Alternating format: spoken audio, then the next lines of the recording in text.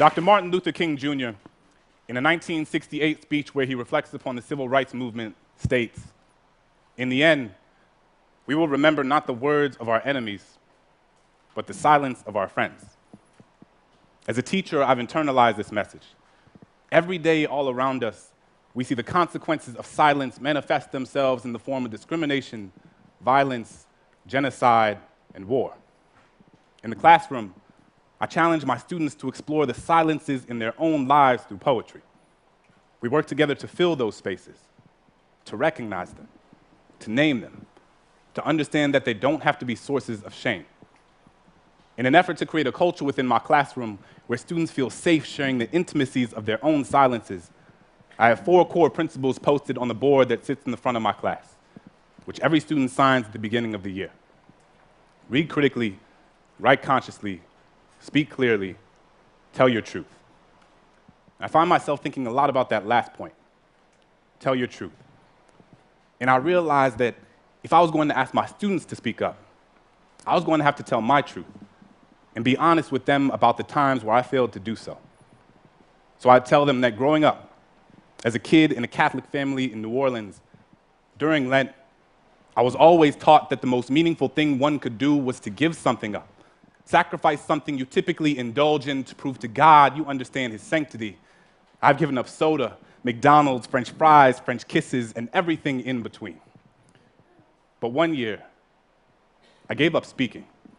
Figured the most valuable thing I could sacrifice was my own voice, but it was like I hadn't realized that I had given that up a long time ago.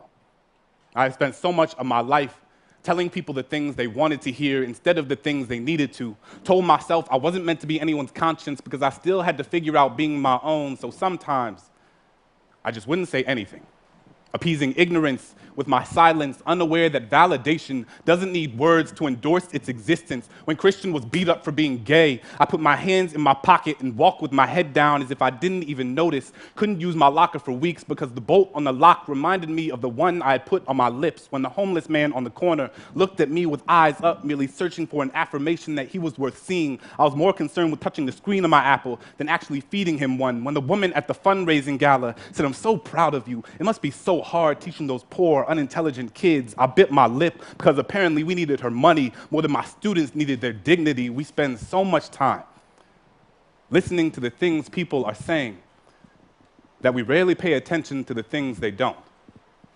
Silence is the residue of fear.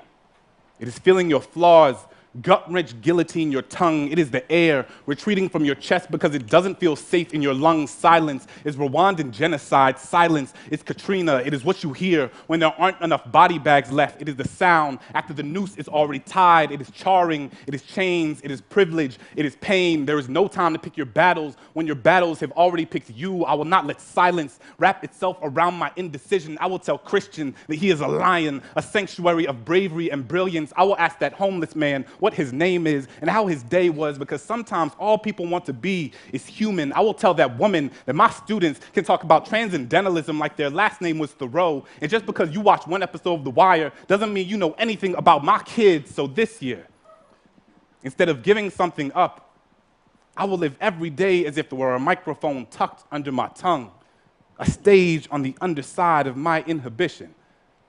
Because who has to have a soapbox when all you've ever needed is your voice?